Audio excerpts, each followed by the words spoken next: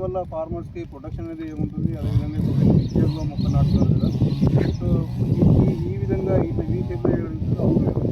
ఇప్పుడు అంటే ఈ గాలికి ఈ షేప్లో వేస్తే ఇలా కట్టి ఈ షేప్ అనేది ఇంకొక తాడు వేయాల్సిన పని ఉండదు. ఒక పక్క వేసుకుంటే సరిపోతుంది. అది కాక ఇది రెండు మొక్కలు రెండు పక్కన కొట్టుకోవచ్చు. దీన్ని మధ్యలో ఒక కర్ర వేస్తే ఒక్క మొక్కే పడుతుంది.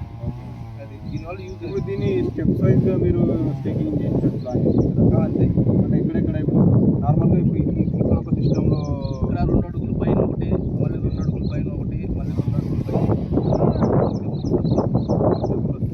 ఇప్పుడు నార్మల్గా ఇండియాలో వేసే ఏ వర్షం వంటి సిస్టమ్ అనేది ఇప్పుడు ఈ 2 రోజులు ఉన్నాయి కదా, ఈ మల్చింగ్ పెట్టెలో 2 రోజులు ఉన్నాయి కదా, అంటే ఈ మొక్కకు కావాల్సిన స్టేకింగ్ మొత్తం ఈ సైడే వస్తుంది. ఈ సైడ్ వచ్చింది, మళ్ళీ ఆ సైడ్ ఉన్న మొక్కలకు ఆ సైడ్. తర్వాత దీంట్లో బేరెక్కించుకోవచ్చు, ఓకే, కాకర పెట్టుకోవచ్చు. అంటే ఇది టమాటా పంట అయిపోయింది. టమాటా పంట అయిపోయినాక ప్రస్తుతానికి మీరు ఇప్పుడు ఎక్కడైనా తెలంగాణలో, ఆంధ్రాలో ఎక్కడైనా ఇది స్టేకింగ్ సిస్టమ్ అనేది చేపిస్తారా మీరు? ఓకే. నార్మల్గా ఇప్పుడు ఇలా ఈ యొక్క ఖర్చులో మనకు ఒక ఎకరానికి ఎంత ఖర్చు అనేది అవుతుంది? అదేవిధంగా మీరు వేసినటువంటి ఛార్జెస్ ఎలా తీసుకుంటారు? ఈ యొక్క కట్టెల యొక్క ఖరీదు అనేది ఏ విధంగా తీసుకుంటారు? కట్టెలు ఖరీదు వచ్చేసి ఎకరానికి వచ్చేసి 50,000 మా ఖర్చు వచ్చేసి కూలీల ఖర్చు వచ్చేసి 10,000 దాకా అవుతుంది. 15,000 అంటే 25,000 అవుతుంది. నార్మల్గా ఇప్పుడు కర్రలు అనేది మేము తెచ్చుకుంటే మీరు ఎలా వేసి ఇస్తారు? కర్రలు తీసుకొచ్చుకొని కట్ చేసుకుంటారు సార్. ఈ 22 అడుగులు 20 అడుగులు కర్ర వచ్చింది. ఓకే. దాన్ని సగం చేసుకుంటారు. ఓకే. గట్టి మొక్క ఒక పక్కన, దాంట్లో చోరు మొక్క ఒక పక్కన. ఇప్పుడు కర్రలు మనకు ఇప్పుడు నార్మల్గా ఈ ఫార్మర్ ఏం చేసేటంటే కర్రలు వీళ్ళే తెచ్చుకున్నారు కదా, మీ దగ్గర ఛార్జెస్ అనేది ఏ విధంగా తీసుకుంటున్నారు మీరు? మేము కట్టెలతో అవుతాం. కట్టెలతో మీకు సంబంధం లేదు. నార్మల్గా ఇప్పుడు కొంతమంది ఫార్మర్స్ ఏం చేస్తారంటే కట్టెలు మీరే ఎట్లా చేస్తున్నారు కాబట్టి కట్టెలు కూడా మీ దగ్గరికి తీసుకొచ్చుకొని ఇది స్టేకింగ్ చేసుకుంటారు కదా. కట్టెలు వచ్చేసి ఖమ్మం డిస్ట్రిక్ట్ సత్తుపల్లిలో దొరుకుతాయి. సత్తుపల్లి నుండి దొరుకుతాయి. దొరుకుతాయి. ఓకే. మాకు ఆంధ్ర సైడ్కి వచ్చారు, రాజమండ్రిలో దొరుకుతాయి. రాజమండ్రి ఇప్పుడు నార్మల్గా ఇప్పుడు మీ స్టేకింగ్ చేసే సిస్టంలో మీరే ఉన్నారు కదా, సో నార్మల్గా టోటల్గా ఈ కర్రలతో సహా మీ ఇంక్లూడింగ్ ఛార్జెస్ అనేది మొత్తం ఒక ఎకరానికి ఎంత ఖర్చు అనేది అవుతుంది? అదేవిధంగా ఇప్పుడు మీరు దీనికి కర్రలని టోటల్ నాటడం జరిగింది కదా, ఈ నాటిన వంటి కర్రలకు స్టేకింగ్ అంటే మనకు ఇప్పుడు స్టేకింగ్ చేసే వైర్ ఉంటుంది చూసిరా, ప్లాస్టిక్, అది కూడా వేసిస్తారు కదా.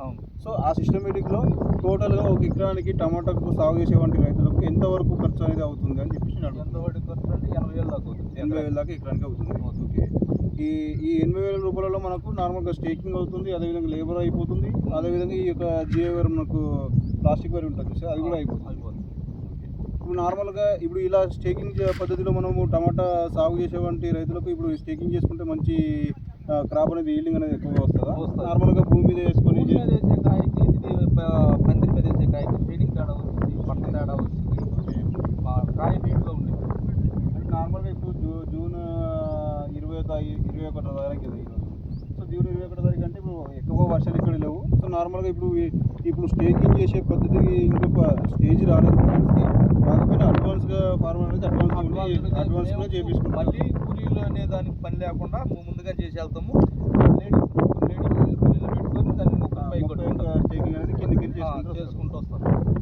నార్మల్గా ఇప్పుడు ఈ పద్ధతిలో మనకు స్టేకింగ్ చేసుకుంటే నాణ్యత విషయంలో కానీ, లేదంటే రైతుకు కావాల్సిన దిగుబడిలో కానీ ఈ స్టేకింగ్ పద్ధతిలో ఈ యొక్క క్రాప్లో కంపల్సరీ దిగుబడి అనేది పెరుగుతుందా? మీ యొక్క అనుభవం ప్రకారం గత ఎన్నో సంవత్సరాలు, మీరు ఎన్ని సంవత్సరాల నుండి ఇదే ఫీల్డ్ ఉన్నారు? 15 సంవత్సరాలు. 15 సంవత్సరాల నుండి ఉన్న ఫీల్డ్లో నార్మల్గా చాలామందికి రైతులు వచ్చేసి మనకు స్టేకింగ్ పద్ధతి కాకుండా నార్మల్గా భూమి మీద కొంతమంది మల్చింగ్ కవర్ వేసేసుకొని మొక్కలు నాటేసుకొని వదిలిపెట్టేసుకుంటారు. కాకపోతే దానికి మెయింటెనెన్స్ ఉండదు. ఇప్పుడు ఇలా స్టేకింగ్ చేసే పద్ధతిలో మొక్కలు నాటుకోవడం వల్ల వాళ్ళకు దిగుబడి అనేది ఏమైనా ఎక్కువగా పెరిగే ఛాన్సెస్ అనేది ఉంటుందా?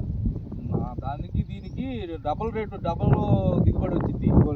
ఇది మనిషి సైడ్ పెరిగింది. ఇంకో మొక్క కింద ఉండదు, కిందనే ఉండిద్ది. ఇది మనిషి ఇంత ఎత్తు వచ్చేసి మొక్క కింద నుంచి. ఈ యొక్క వెరైటీ వచ్చేసి సావో వెరైటీ. మా నర్సరీకి వెళ్ళి వీళ్ళు మొక్కలు తీసుకోవడం జరిగింది. సో ఈ యొక్క వెరైటీ సావో వెరైటీ అనేది దగ్గర 10 ఫీట్స్ దాకా 30 హైట్ అనేది పోవడం జరిగింది. సో కాబట్టి ఈ యొక్క స్టేకింగ్ పద్ధతిలో మనము టమాటా అనేది కల్టివేషన్ చేయడం వల్ల మనకు ఆల్మోస్ట్ దిగుబడి అనేది ఎకరానికి 2,000 బాక్సుల వరకు మనకు ఈ అన్నవాళ్ళు ఏమని చెప్తున్నారంటే స్టేకింగ్ పద్ధతిలో all over Telangana, all over ఆంధ్రలో ఎక్కడికి కావాల్సిన వంటి ఫార్మర్స్కి కానీ కంపల్సరీగా వాళ్ళ యొక్క మెటీరియల్ తోటి విత్ ఇంక్లూడింగ్